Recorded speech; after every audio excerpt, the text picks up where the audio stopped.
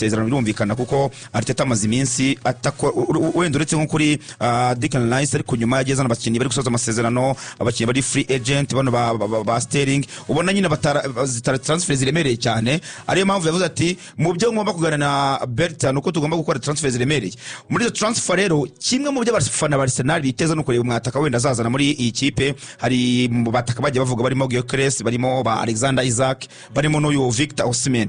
Ariko wenda mu byo abafana ba Arsenal bifuza ko bazana nka Alexander Isaac cyane ko we n'ubundi asanzwe mu gihugu cy'Ubwongereza, Premier League arayimenyereye, ni umwe mu bakinnyi bamaze kwidistinga mu by'ukuri bagaragaza ko bafasha Arsenal. Ariko wareba amafaranga yagurwa muri miliyoni 100 kuzamura ugasanga n'amafaranga menshi yanahenda cyane, wenda ariho watekereza kuri ba Gyökeres ndetse na ba Osimhen. Ariko Gyökeres nawe yagomba kugira indi challenge yo kuba hari makipe ari kumwifuza, ntabwo azaba ariho wenyine, hari makipe ari kumushaka cyane. Manchester United Ruben Amorim yaramutoje, realistic cyane ni ya Victor Gyökeres. Kuko Gyökeres equipe ya Sporting bamaze kumushyiraho icyo bita price tag. No kuvuga ngo ni miliyoni 50 z'amayero kumwifuza amafaranga menshi. Kuko ntabwo akiri umwana, bari kugira 27 ageze igihe cyo gukina umupira, ageze igihe donc cy'imyaka nyine ntabwo akigurishwa nk'abana bato. N'umukinnyi usinyisha imyaka 5 ikazarangira umurekura. So n'umukinnyi bishoboka cyane ngo yabafitanye umubano mwiza cyane na Andrea Berta, kuko umuntu nk'uyu mu directeur avugana n'abakinnyi hafi ya bose beza kugira ngo maybe equipe azaba arimo wasanga nigeze no kumwifuza kumuzana muri Atletico Madrid. Who knows?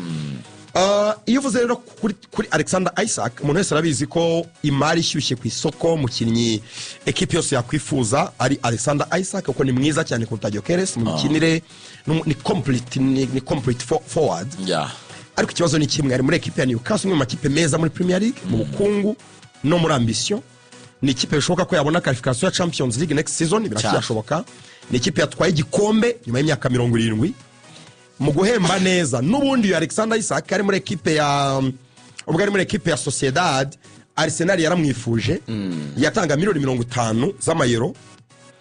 Sociedad yifuzaga miliyoni 70 z'amayero. Arteta afitanye umubano mwiza n'ikipe ya Sociedad kuko ni iwabo mu rugo, San Sebastian havuka. Yarakomanze banga kuyafata. Newcastle yakoze icyo bita outbidding equipe ya Arsenal, itanga miliyoni 70. Isaac ajya muri Newcastle kujya muri equipe ya Arsenal kubera amafaranga batanze. Icyo bisobanuye ni iki? N'ubundi kipe yananiwe outbidding equipe ya Newcastle ya Arsenal uyu munsi. Newcastle iramutse imushyirireho miliyoni 150 ko na Arsenal ntiyajyamo. Ntabwo yajyamo. Ikindi wenda watekereza ko Isaac ashobora gupushinga ashaka kujya muri Arsenal kushwa guma muri Newcastle. Ntabwo byashoboka kuko niba atarapushinga ngo ajye muri equipe ya Arteta akiri muri Sociedad, bigoye ko uyu munsi Newcastle yabaye nziza cyane kurushaho, yashaka kuyisokamo, shaka kwimemba amafaranga menshi. Ari mu ikipe yanditse amateka ya Newcastle. Subwambere no uba afashwe na umwami hari. Subwambere Arsenal yakwifuza umukinnyi Newcastle kamutwara. Arsenal yifuza Bruno Guimaraes akiri muri equipe ya Olympique Lyonnais.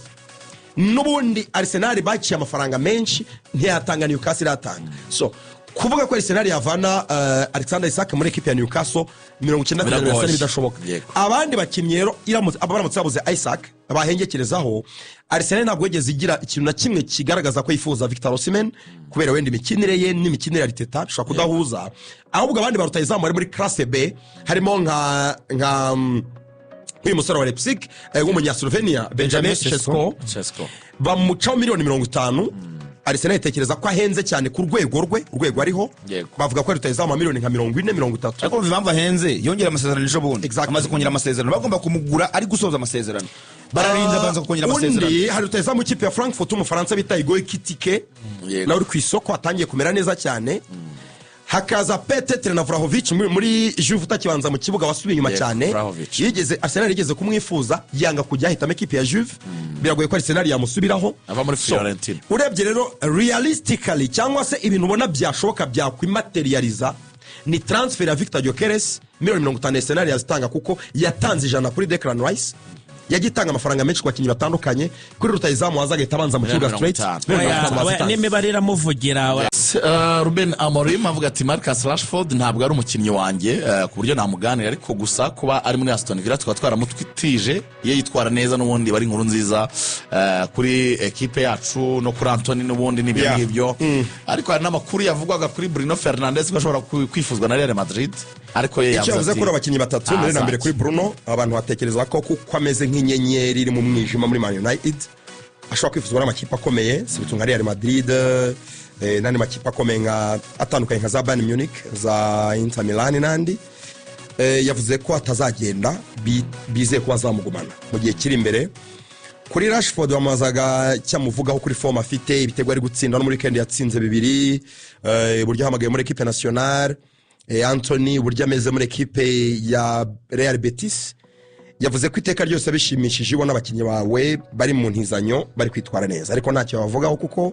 batarimo gukinira Man United so ku bakinnyi bafite imvune n'abarimo gukira rero gatanze team news kuri Luke Shaw yavuze ko ari muri rehabilitation ariko ataragaruka avuga kuri defense ye Leniyo Rona hari Maguire bari tayari bameze neza baraza gukina et puis avuga ku bandi bakinnyi barimo Kobe Menu nawe ntabwo arakira aracyari hanze ndetse n'uwitwa Eden Heaven umwe avuye muri Arsenal muto kina muri defense aba bakinnyi na Kobe Menu abari hanze ariko yizeye ko mbere kose zirangira hari imikino bazakina bazabaragarutse mu kibuga undi ni ndetse yavuze Amad Diallo ameze neza arahari urebye rero namakuru meza kuko hari abakinnyi mbere na mbere kuri ekipera Leniyo na Maguire defense yuzuye akaba afite abakinnyi beza b'imbere so nekereza ko ni groupe ye yuzuye afite challenges zikomeye cyane imbere kuko uretse match afite uyu munsi n'ikipe ya Nottingham Forest kuri City Ground adafite amahirwe menshi yo kwitsinda azahita yakira Man City ku cyumweru arimo gutegura match ya Europa League bazakinamo na Lyon mu kinumanza ambitious iyi saison muri championnat bisa nkaho byarangiye ku mwanya wa 13 ariko hararakoresha championnat imikino ikomeye ayitegura match ya Lyon kuko Europa League biracyashoboka cyane Europa League biracyashoboka cyane ku ruhande rw'ikipe ya Manchester United ubwo rero birumvikana 2:45 Arsenal iraza kwakira ikipe ya Fulham ni derby keza gusa imibare iratwereka ko ikipe Arsenal kabisa ku maderby Antoka yagiye ikora imibare myiza cyane derby nyinshi cyane Arsenal yagiye itsinda na kaderby keza nazo ndeba nshaka kumenya uko bimeze ndeba hagati y'Emirates aho match za kubera kugera ku kibuga cya Craven Cottage cya Fulham nabonye ari miles 8 ni nk'ibirometero nka 12 urumva nama equipe yegeranye ni hafi na hafi yegeranye cyane ariko yagaruye mu Kabisaka Derek iri kwaza kwanza mu kibuga so arabafite ameri yo kotongera gukinisha Petetre Merino kuri attaque kuko yemere gushyira Trossard kuri attaque Martin arahari na Saka Odegaard akakana karagarutse ka Ethan Nwaneri ngo bivuze ko ameze neza so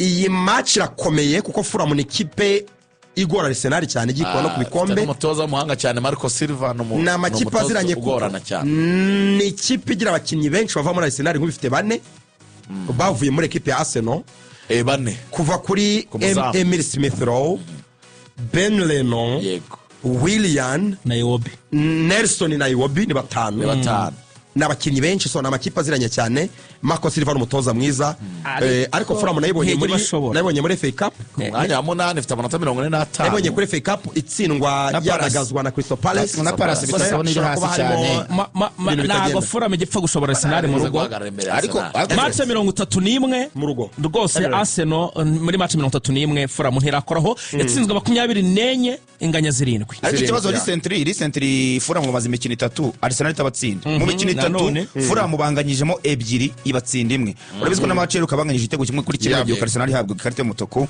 ni match yabagoye cyane Arsenal yabibona ko kuri championnat biracyagoye cyane amanota 12 arimo hagati ya Liverpool ariko iravuga ngo itsinze imikino yayo nta wamenya ko Liverpool nayo nkeje zakina Merseyside derby zakina n'ikipe ya Everton yatakaza nta wamenya ko bigenda nyine cyane tatashaka no gukora ibyi akagenda atsinda imikino wenda no mwanya wa kabira confirma ariko Timbo ntiyagarutse Rore Timbo yagarutse wari Teta yavuze ko adahari ni Ricardo Carafiori ntabwo yutirwa cyane kuko Carafiori yavunikiye muri equipe nationale kindi kandi afite Miles Lewis Skelly uvuye muri equipe nationale y'Abongereza ameze neza aracyafite Zinchenko nawe uhari aracyafite Kivior nawe ushobora gukina kuri gatatu Nta kibazo. So nta kibazo Fulham irabirya hano. uko nje yije no Petiskeri na Nwaniri yaravuze ngo nabana badasanzwe kuko uko bazamutse ntibigeze baba Londres kwa kundi utiza umukino ukiri muto kugira ngo azagaruke ameze neza vuga ngo bakoze promotion directement mu academy bajya mu kipe nkuru bavuze ngo nibiri dasanzwe kuri bona bafete rero indi match rero twabwiraga ni Manchester United iraza gukora déplacement irajya kwa Nottingham Forest ikipe imeze neza cyane ya Nuno Espirito Santo iri ku mwanya wa gatatu muri championnat mu gihugu cy'Ubwongereza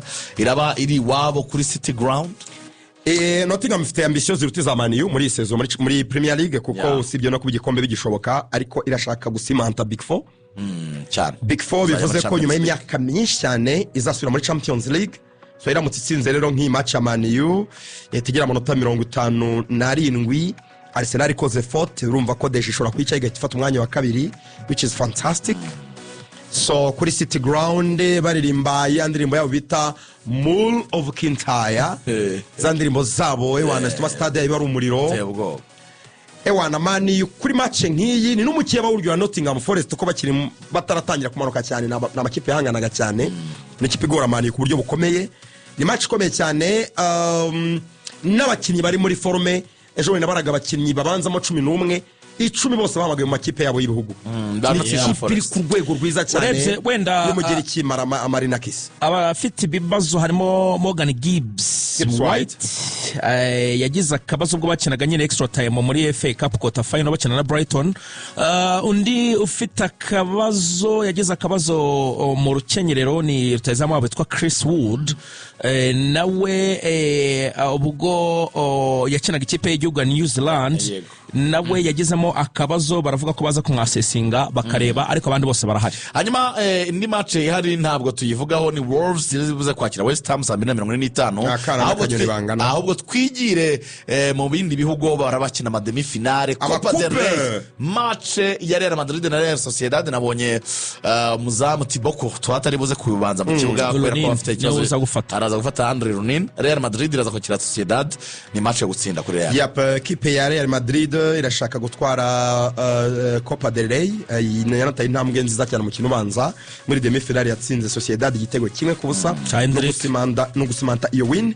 Madrid twabonye muri weekend itsinda Leganes bigoranye cyane amakosa y'aba defenseur barimo ba Lucas Vazquez bagomba kwitondera cyane rutayizamu witwa Mikel Oyarzabal ndetse na Takefusa Kubo kuko defense ya Real Madrid bafite n'impunyenye cyane ko Arsenal ishobora kuzabinjiza ibitego ni defense itameze neza cyane se tukura baratero bombi yaba Mendy na Lucas Vazquez ariko na Rudiga na Raul Asensio ushobora kubona batera takereza buri kanya ariko kubanyuramo biroroha cyane. So ni ikipe igomba kuba très vigilant kuri match kuko Sociedad ni ikipe ishobora kuba dangerous rimwe na rimwe ariko ikizana kwiraza kuri ku kibuga cyaho ndavuga Real Madrid kuri Estadio Santiago Bernabeu nuko rari baraza gukatisha tike ya kimwe tike ya final kuko turanticipa match komeye cyane ya final ya Copa del Rey muriro ejo Barca nayo irakina na Atletico Madrid match banza ibitego 4-4 ariko Atletico iraza kubiri mu rugo kuri Civitas Metropolitano. Real Madrid nigera final